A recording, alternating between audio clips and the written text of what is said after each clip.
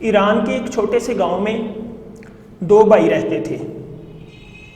بڑے بھائی کا نام عبداللہ تھا اور اس کے چھوٹے بھائی کا نام عبد الرحمن تھا۔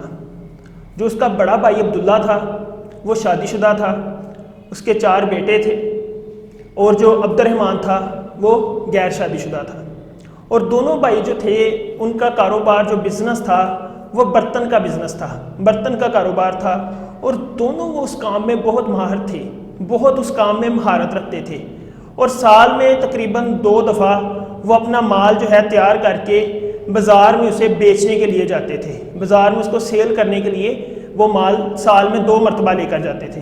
اور جب وہ سال میں 2 دفعہ جاتے تھے تو کافی ان کا اچھے دام و مال بک جاتا تھا اور اچھی خاصی ان کے پاس انکم آ جاتی تھی، جس سے وہ گھر کی ضروری اشیاء جو تھیں، ضروریاتی زندگی کی جتنی بھی اشیاء تھیں وہ خرید لیتے، اور باقی جو رقم بچتی وہ دونوں بھائی آپس میں دونوں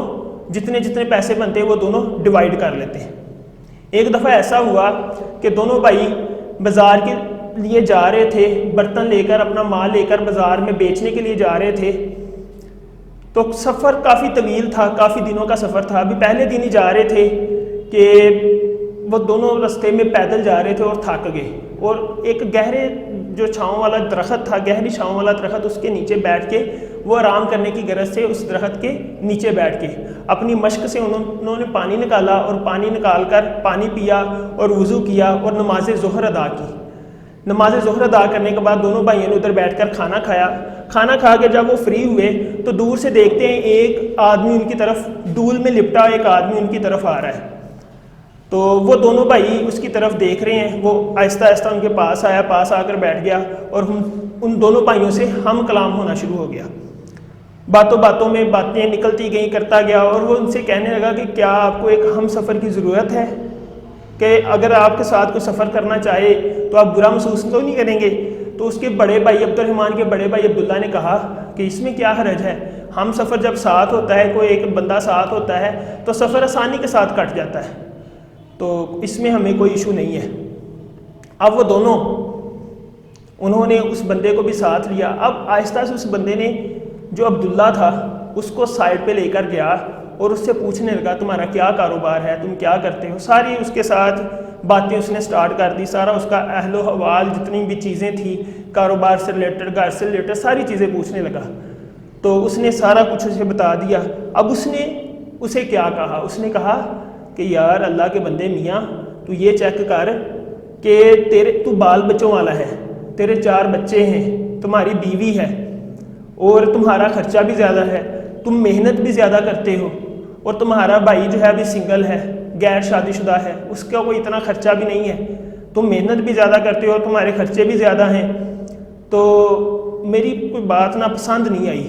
تمہارا خرچہ زیادہ ہونا چاہیے، تمہارے جو پیسے بچتے ہیں اس میں حصہ تمہارا زیادہ ہونا چاہیے، کیونکہ تمہارے بھائی کے اتنے زیادہ اخراجات نہیں ہیں۔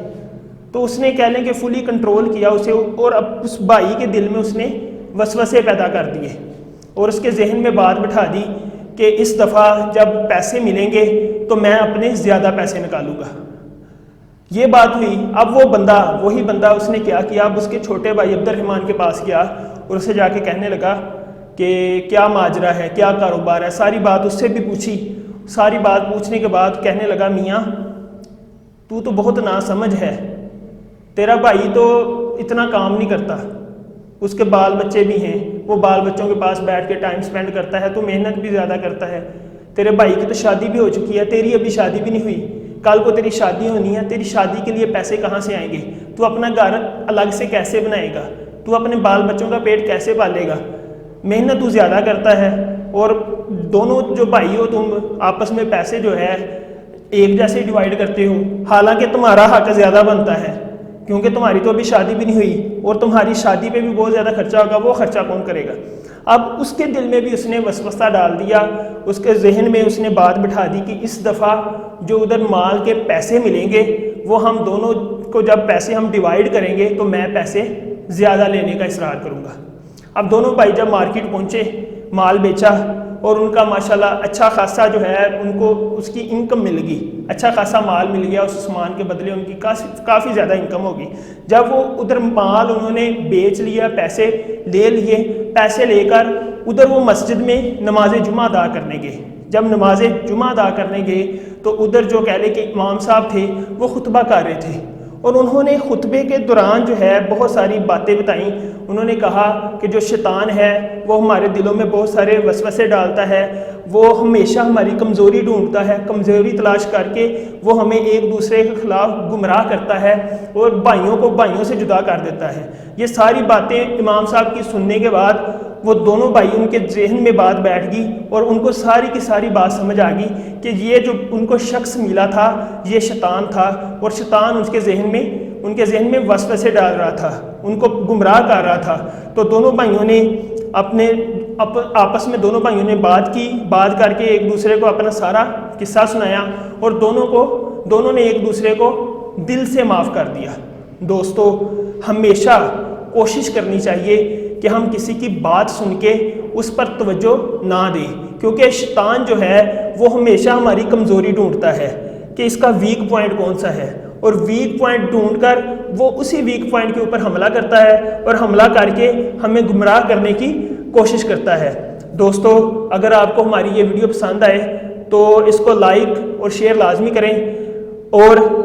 ہمارے چینل کو سبسکرائب لازمی کریں تاکہ ہر نئی آنے والی ویڈیو جو ہے اس کا نوٹیفیکیشن آپ تک پہنچتا رہے۔ انشاءاللہ اگلی ویڈیو کے ساتھ، اگلے کسی قصے کے ساتھ، اگلی کسی موٹیویشن سپیچ کے ساتھ دوبارہ حاضر ہوں گے۔ اللہ حافظ۔